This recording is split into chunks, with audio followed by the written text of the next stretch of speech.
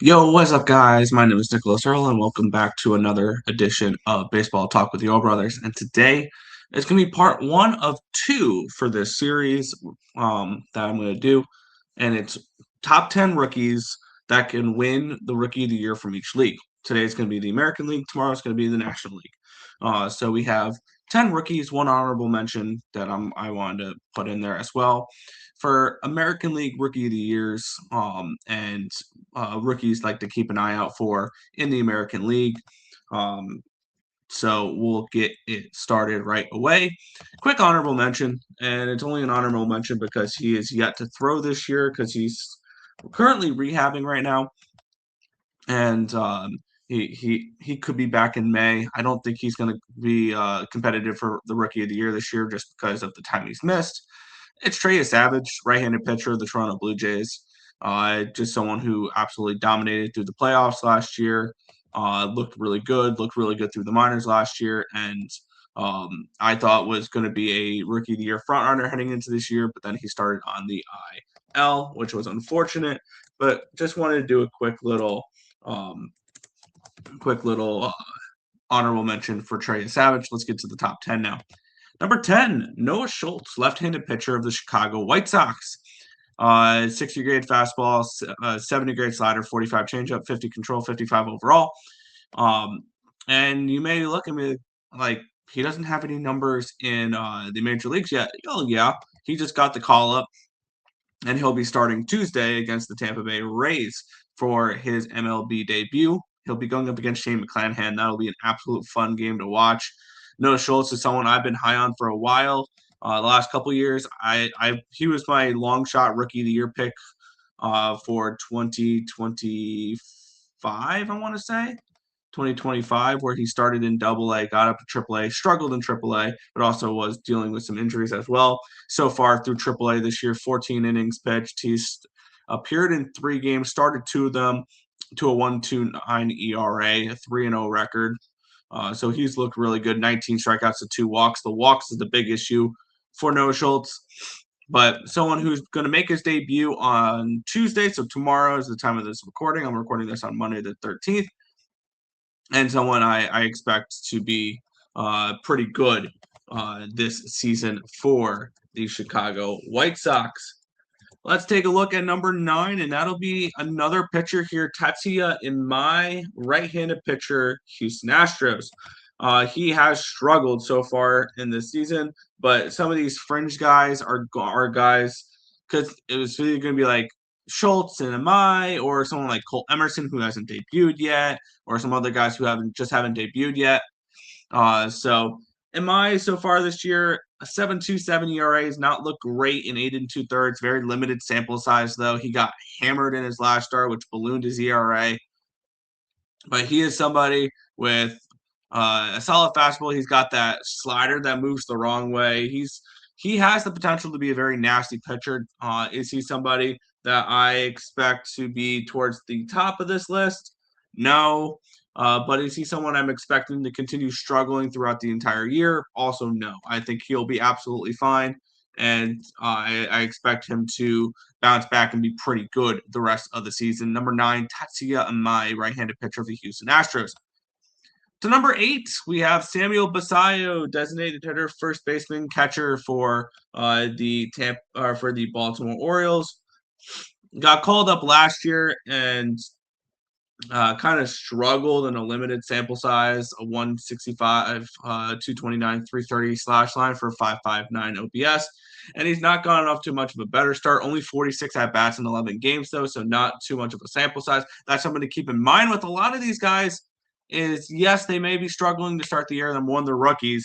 This is Rookie of the Year conversation, but also, it's also, yeah, they're rookies, and it's also a very limited sample size. So keep that in mind as well.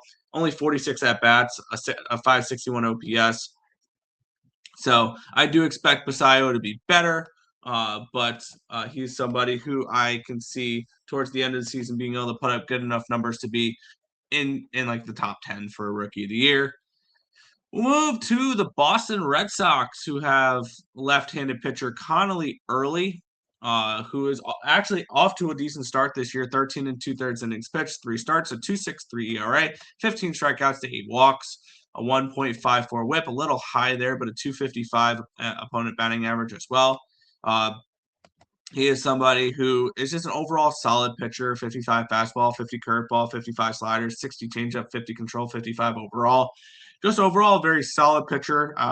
He was at Army, and then he transferred to Virginia, and then he moved his way through the minor leagues relatively fast through 2014 or 2024 2025. Ran through the minors pretty quick. Someone I kind of like this ball from the Boston Red Sox, Connolly Early, is somebody to keep an eye out for this year. Next one here will be someone who's gotten some major league experiences, and some of these guys are not no longer on prospect lists, and this is one of them. Parker Messick, left-handed pitcher, another left-handed pitcher. I think that's 3 southpaws. Yeah, four of our first 5 have been of the top 10 are pitchers, and 3 of them are southpaws. Parker Messick of the Cleveland Guardians, who is off to a really solid start so far this year. A .51 ERA in 3 starts, 17 and 2/3 innings pitched. Only given up 1 earned run, which was a home run, 16 strikeouts on 5 walks. He has looked amazing this year, a .906 WHIP. Someone who is just going to be one of those solid 3 starters for a while for the Cleveland Guardians. Just one of those lefties that's going to have a long career in this league. Parker Messick, somebody that I could see flirting with top 5 in the Rookie of the Year, and somebody who, yes, he's gotten some experience already, and he is somebody that I really like, and I remember really liking him last year as well. Parker Messick, left-handed pitcher of the Cleveland Guardians, someone to definitely keep an eye out for as a Rookie of the Year dark horse, potentially. We'll move on to Toronto Blue Jays first baseman, third baseman, Kazuma Okamoto, who came over from the NPB this year, signed, I believe, a 4-year, $60 million contract. He was the highest paid Japanese player that came over this offseason. So far this year, he has looked pretty good. Limited sample size, only 19 at bats, but he's 6 for 19, does have a home run. 4 strikeouts, 3 walks, a 316, 435, 632 slash line for a 1066 OPS. Granted, once again, limited sample size, 19 at bats. He's also 30 years old. So I feel like coming over from the MPB, Japanese players really shouldn't be considered too much for Rookie of the Year, but especially if they sign a big deal. Like if you sign a contract like Shohei Ohtani or Roki Sasaki did when they came over and they were actually like young, yeah, you could be considered for Rookie of the Year. I don't think Okamoto should. I don't think Murakami, which we'll get to him. I don't think either of those guys should be considered, and Amaya as well, in the Rookie of the Year. If you can sign a legitimate big league contract, you are not a rookie. My personal opinion. So signing a 4 for 60, you're not a rookie. Signing 2 for 34, you're not a rookie. Signing the contract that Amaya did, I don't think you're a rookie either. But with that being said, players who can win the Rookie of the Year, Kazuma Okamoto is absolutely somebody who it should be and will be in the running.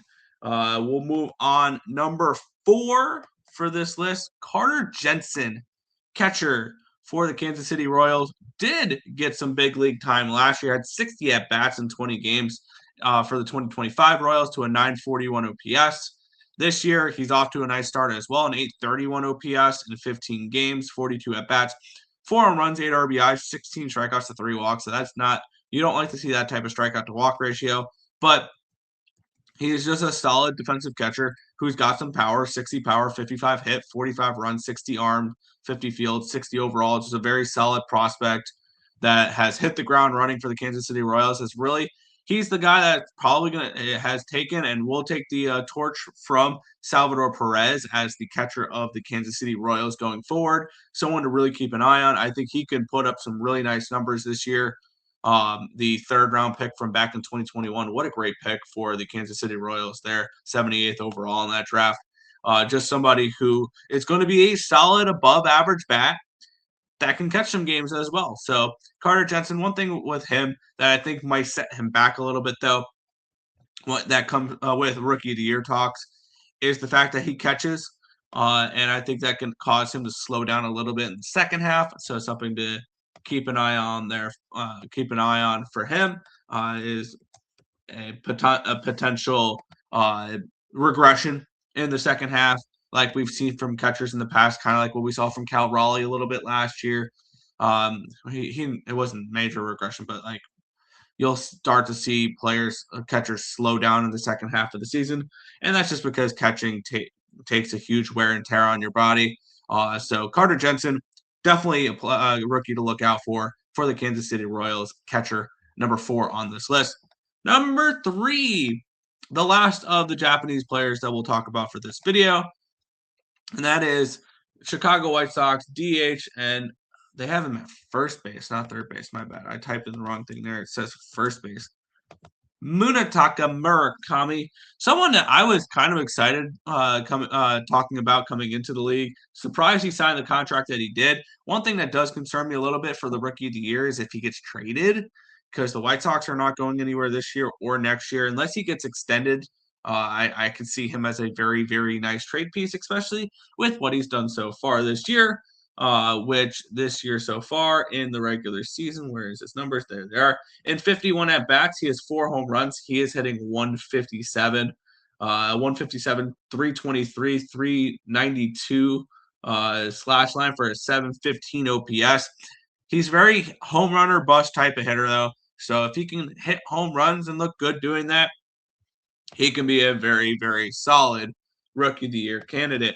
But that being said, I don't know if the home runs are going to do enough, especially with the defense that my top guy can play and the bat that my number 2 guy has when it comes to this list. Murakami, I think there are some downsides to him, but I think the ceiling is super, super high for Murakami. So Munetaka Murakami, number 3, the designated hitter, first baseman from the Chicago White Sox. Let's move to number 2 from the Cleveland Guardians. Another Cleveland Guardian on this list. We have 2 Guardians on this list.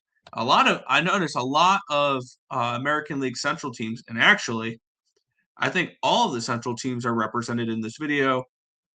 We've talked Guardians, we've talked White Sox, we've talked Royals. Okay, we haven't talked about the Twins. They had a couple guys, but they just haven't debuted yet, so I kept them off the list, and Emmanuel Rodriguez and Walker Jenkins. So I kept them off the list. But Chase DeLauder, outfielder of the Cleveland Guardians, has hit the ground running. He made his debut last year in the ALDS. That shows just how high they are on him. 5 home runs and 12 RBIs so far this season, and just 50 at-bats in 15 games. DeLauder's been unreal. A 300, 379, 680 slash line for a 1059 OPS so far this year. Very power-heavy bat that has looked very, very good. 60 hits, 60 power, 50 run, 60 arm, 55 field, 55 overall, so on. The talent was never the question for Chase DeLauder. My biggest question mark for him is, will he be able to play a full season? In 2025, he played 42 games. In 24, he played 39 games. And in 23, he's played 57 games. So he spent a lot of time on the IL. I hope he is able to stay healthy and we can see a full year of Chase DeLauder, because I think this kid can be an absolute stud.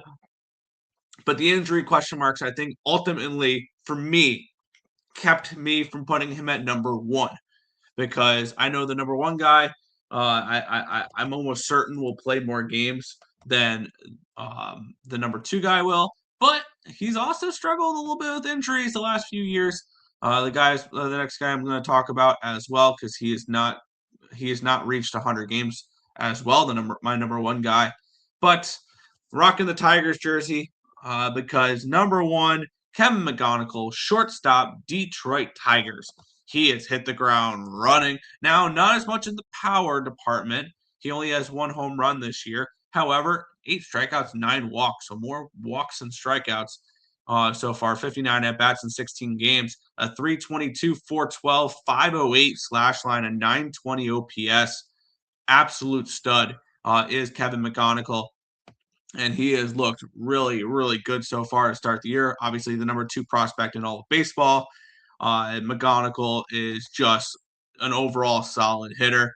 70 hit tool, 60 power tool, 55 run, 50 arm, 50 field, 65 overall. An absolute stud who was picked 2023 in the competitive balance round, 37th overall.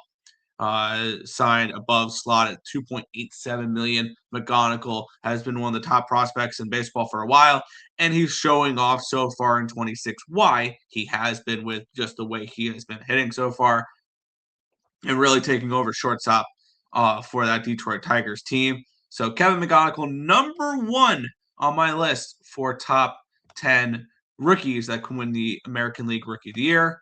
Quick little recap, and then we'll head on out. Honorable mention, Trey Savage, right-handed pitcher, Toronto Blue Jays. Number 10, Noah Schultz, left-handed pitcher, Chicago White Sox. Number 9, Tetsuya Imai, right-handed pitcher, Houston Astros. Number 8, Samuel Basallo, DH, first baseman from the Baltimore Orioles. Number 7, Connolly Early, left-handed pitcher, Boston Red Sox. Number 6, Parker Messick, left-handed pitcher, Cleveland Guardians. Number 5, Kazuma Okamoto, infielder, first baseman, third baseman for the Toronto Blue Jays. Number 4, catcher Carter Jensen from the Kansas City Royals. Number 3, DH first baseman Munetaka Murakami, Chicago White Sox. Number 2, outfielder from the Cleveland Guardians, Chase DeLauder. Number 1, shortstop from the Detroit Tigers, Kevin McGonigal. That is going to wrap it up for this video. Thank you guys as always for watching. Be sure to hit that thumbs up button. Subscribe to the channel if you guys have not already, and turn on those post notifications so you guys are notified each and every time we come out with the video here at Baseball Talk with your brothers. That's going to do it for this one. Thank you guys. Catch you next time. Peace out.